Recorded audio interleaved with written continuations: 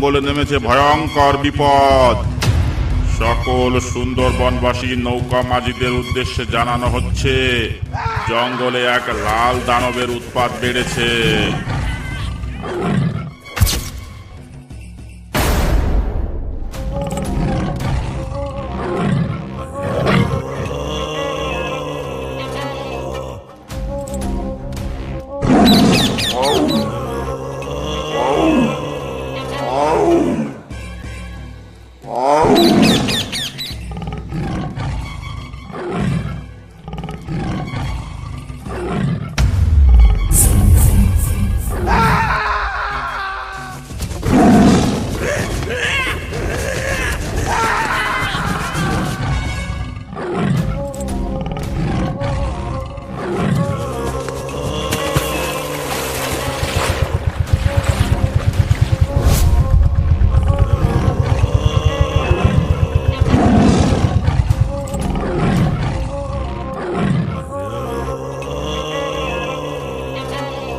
সাবধান সাবধান সাবধান, জঙ্গলে নেমেছে ভয়ঙ্কর বিপদ। সকল সুন্দরবনবাসী নৌকা মাঝিদের উদ্দেশ্যে জানানো হচ্ছে, জঙ্গলে এক লাল দানবের উৎপাত বেড়েছে। কেউ কোনো পর্যটকদের নিয়ে ঝড়খালি থেকে মরিচঝাপি রেঞ্জের মধ্যে প্রবেশ করবে না। সেখানে পর্যটক ও মাঝিদের জন্য জানের ঝুঁকি আছে। ওদিকে যাওয়া কিছুদিন বন্ধ রাখতে হবে। যদি কেউ এই রেঞ্জের মধ্যে ধরা পড়ে, তাকে নৌকা সহ গ্রেপ্তার করা হবে, সঙ্গে 500 টাকা জরিমানা করা হবে।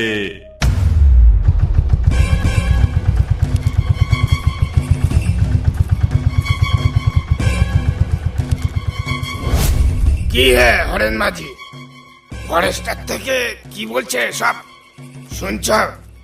তাই তো দেখছি, এমনিতে 2 পয়সা কামাতে পারছি না, তার উপর আবার জঙ্গলে লাল দানব। এমন চলতে থাকলে কি করে বাঁচবো আমরা, বল তো দেখি নগেন। ঠিকই বলছে হরেন মাঝি, আমাদের সুন্দরবনে একের পর এক বিপদ লেগেই আছে। কখনো ঝড়ের তাণ্ডব, কখনো বাঘের তাণ্ডব, আবার কখনো ডাকাতের তাণ্ডব। এভাবে কি বাঁচা যায়? কি আর করবি বল, ফরেস্টার থেকে যখন মানা করে গেছে, তখন তো ওদিকে যাওয়াই চলে না। 2 টাকা কামাতে গিয়ে শেষে জান নিয়ে টানাটানি বাঁধবে। একেবারে ঠিক কথা বলেছেন হরেন মাঝি, কিন্তু ওই লাল দানবটা আবার কি? সেটা তো বলতে পারবো না, গিয়ে একবার দেখে আসলে হতো। কিন্তু যাব কি করে? ওখানে গেলেই তো বলছে নৌকা সমেত আটক করবে। আরে হরেন মাঝি, ওই বিপদের মধ্যে না গেলেই হলো, এতে এত ভয় পাওয়ার কি আছে?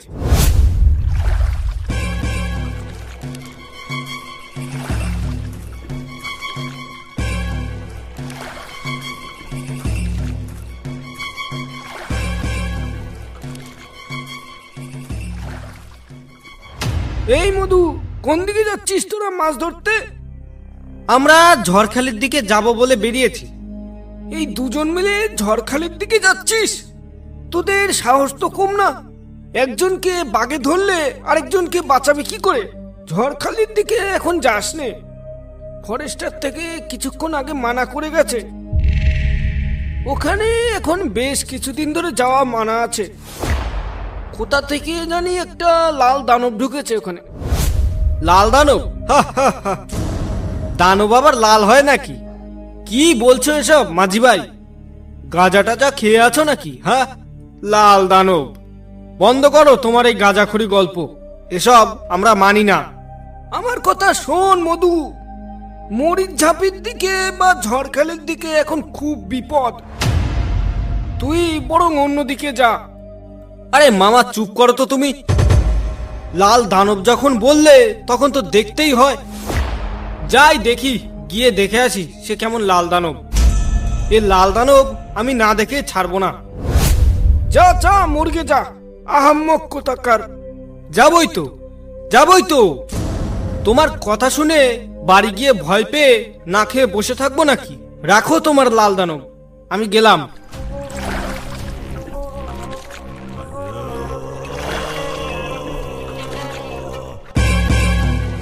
বুঝলে জগৎ ভাই, কদিন ধরে খুব ঘুরতে যাওয়ার ইচ্ছা করছে। চলো না কোনো জায়গা থেকে একটু ঘুরে আসি। ঘুরতে যাবে বলছো? একদিন গেলেই হলো। তো কোথায় যাবে ঘুরতে? আমার এই শহর অঞ্চলে ঘুরতে তেমন অত ভালো লাগে না। আমার ভালো লাগে গ্রাম, জঙ্গল, নদী, খাল, নৌকা, নদীর হাওয়া, এই সব। কোনো গ্রাম জঙ্গল এলাকায় গেলে একটু ভালো হয়। তা তোমার কি তেমন কোনো জঙ্গল জানাশোনা আছে? না ভাই, আমি তো তেমন কোনো জঙ্গল চিনিই না। তবে শুনেছি গুজরাতের বিহারে আর উত্তরাঞ্চলে নাকি ভালো বড় বড় জঙ্গল আছে। সেখানে কোনো একটাতেই গেলেই হয়। আচ্ছা, তোমার মামা বাড়ি বলছিলে তো সুন্দরবনে, সেখানে একবার গেলে কেমন হয়? মাথা খারাপ হয়ে গেছে নাকি যে সুন্দরবন জঙ্গলে যাব? আমার ভাইও তো মরার ইচ্ছা নেই। কেন, ওখানে আবার কি হয়েছে? সুন্দরবন জঙ্গলে এখন কার উৎপাত বেড়েছে তা কি তুমি জানো? কার আবার? হয়তো বড় বড় কয়েকটা বাঘ থাকবে যারা মানুষ ধরে খায়, তার বেশি তো আর কিছুই নয়। বাঘ হলে তো ভালোই হতো, কিন্তু ওটা যে বাঘের থেকেও ভয়ঙ্কর। মামা কাল রাতে ফোন করে বলেছিল। কি, বাঘের থেকেও ভয়ঙ্কর? ওহ, এটা শুনে তো আমার কৌতূহল আরো বাড়ছে। এবার ওখানে যাওয়ার ইচ্ছেটা আরো বেড়ে গেল। বুঝলে জগৎ ভাই, চলো না একটু সুন্দরবন থেকে ঘুরে আসি।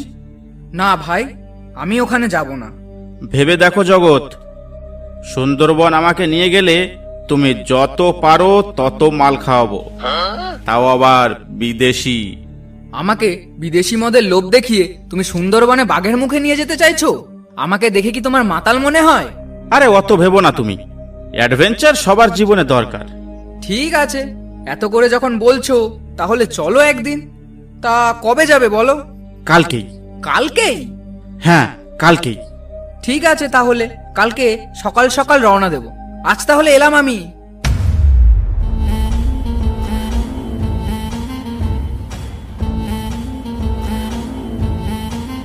ও মাঝি দাদু, বলছি আমাদের একটু মরিচঝাপের দিকে ঘুরতে নিয়ে যাবে?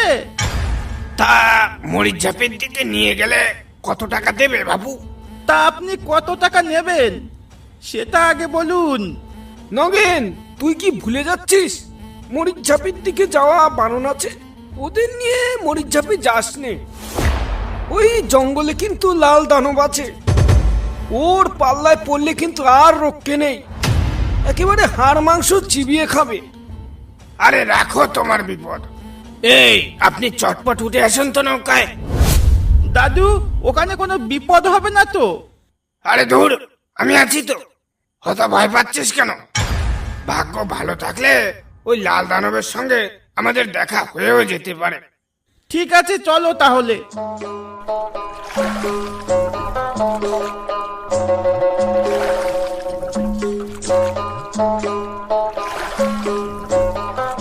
মাঝি ভাই, ও মাঝি ভাই।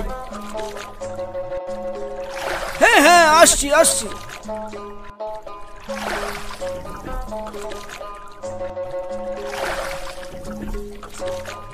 তা কোথায় যাবে বাবু তোমরা? আমরা এসেছি অনেক দূর থেকে, আমাদের একটু জঙ্গল ঘুরে দেখাতে পারবে? হ্যাঁ, আমরা খবর শুনেছি জঙ্গলের কোথায় যেন লাল দানবের উৎপাত বেড়েছে। আমরা সেখানেই যেতে চাই। খবরদার বাবু, ওই জঙ্গলে যেও না। ওই জঙ্গলের অবস্থা এখন ভালো নয়, ফরেস্টার ডিপার্টমেন্ট থেকে বারণ করে গেছে। ওখানে যে যাবে তার নৌকা সমেত গ্রেপ্তার করা হবে। কেন, কি হয়েছে জঙ্গলে? জঙ্গলে ওর অত্যাচার অনেক বেড়েছে। যে একবার ওই জঙ্গলে যাচ্ছে সে আর বেঁচে ফিরছে না। তা আপনারা কোথা থেকে আসছেন বলেন তো দেখি? আমরা আসছি বনগা থেকে। ও, তাই কিছু জানেন না, আর কিছু জানতেও হবে না। আপনারা ভালো চান তো বাড়ি ফিরে যান, এটাই আপনাদের পক্ষে ভালো হবে। তাই করো হরি, চলো আমরা বরং বাড়িই ফিরে যাই। এসব কি বলছো তুমি জগৎ ভাই? আর তাছাড়া মাঝিকে দেখে তো মাতাল মাতাল লাগছে, একদম তোমার মতো। তবুও আমার মনটা কেমন কেমন করছে হরি। আরে ছাড়ো তো ওইসব, এই নাও মাল খাও।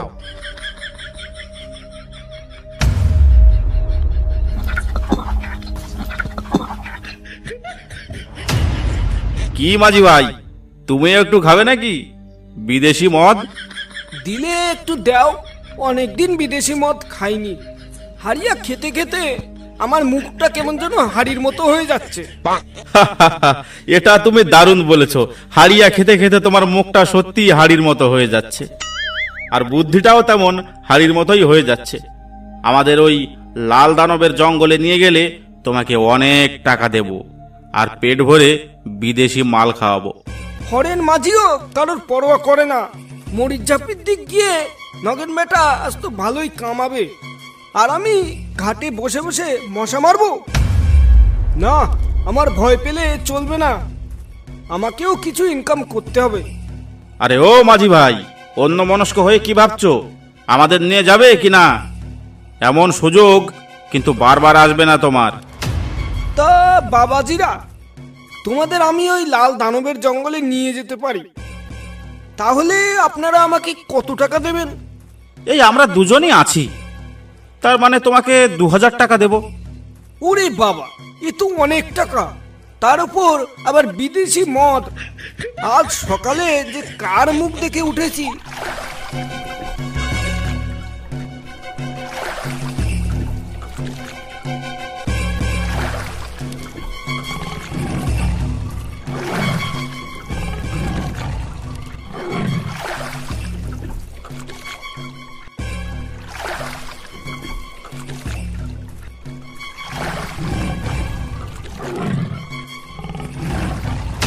এই নাও বাবুরা, এই সেই জঙ্গল, এখানেই সেই লালবাগ থাকে।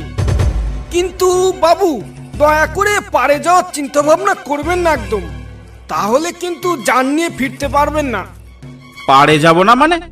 অত দূর থেকে ঘুরতে এসে জঙ্গলের মুখে এসে ভয়ে পালিয়ে যাব? কখনো নয়।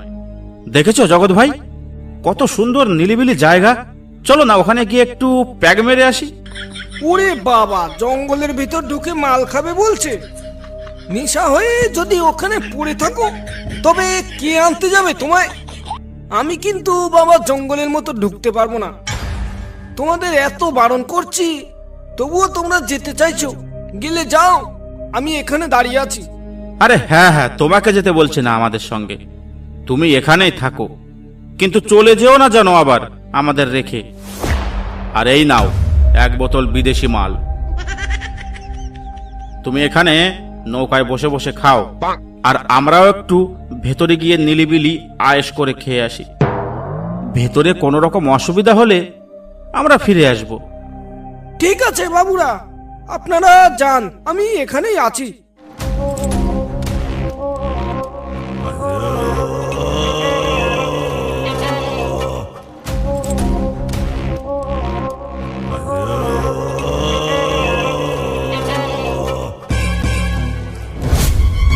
হরি, এই বিপদের মধ্যে এতটা রিস্ক নেওয়া কি ঠিক হবে? আরে জীবনে রিস্ক না নিলে হয় নাকি? হতেও তো পারে সবাই মিথ্যা কথা বলছে, বা এখানে বাঘের ভয় দেখিয়ে কোনো 2 নম্বরই কাজ চলছে। ব্যাপারটা যদি আমাদের চোখে আসে, তাহলে কিন্তু আমরা সবার চোখে হিরো হয়ে যাব। সেটাও একবার ভাবো। আমি যেতে পারি, তবে তোমাকে আমার আগে আগে থাকতে হবে। আমি তোমার পিছনে পিছনে থাকবো, কারণ লোকের মুখে শুনেছি আগে গেলে বাগে খায়। আরে হ্যাঁ হ্যাঁ, তুমি পেছনেই থেকো। আমি ভালো করেই জানি তোমার বুকের পাটায় অত জোর নেই। আচ্ছা চলো তাহলে, তবে একটা কথা মাথায় রেখো, বিপদ বুঝলেই কিন্তু আমি পালিয়ে নৌকায় চলে আসব। আচ্ছা ঠিক আছে, চলো তো এখন।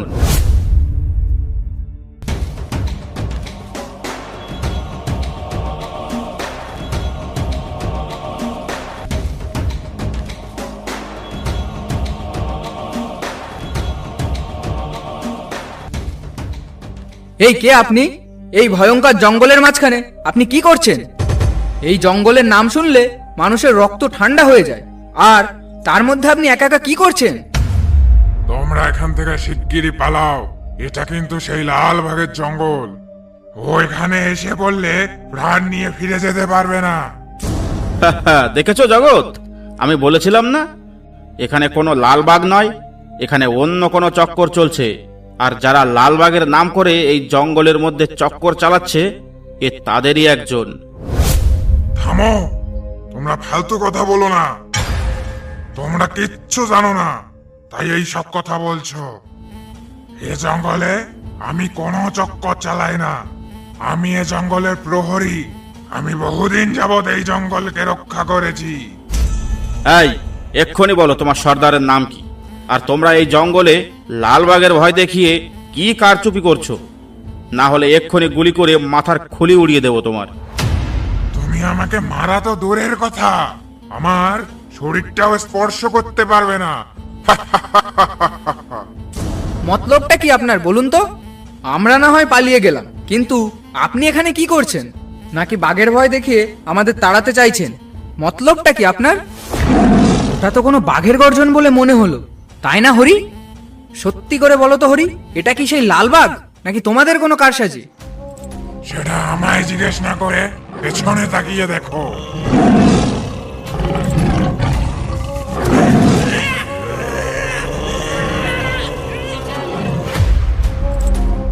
ছেলে দুটো গেছে তো অনেকক্ষণ হয়ে গেছে, কোথাও কি মাল খেয়ে পড়ে আছে নাকি? ছেলে দুটো যেমন একরোগা, কেননা সেই লাল বাঘের খপ্পরেই পড়লো।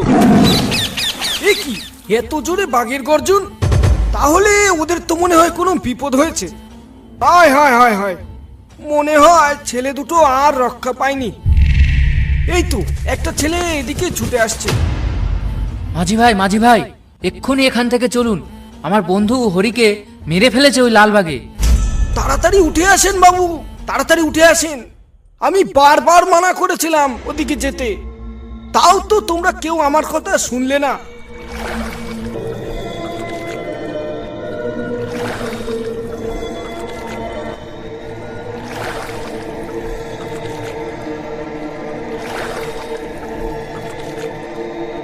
ভয় পেও না, ওই লালবাগ আমাদের আর কিচ্ছু করতে পারবে না।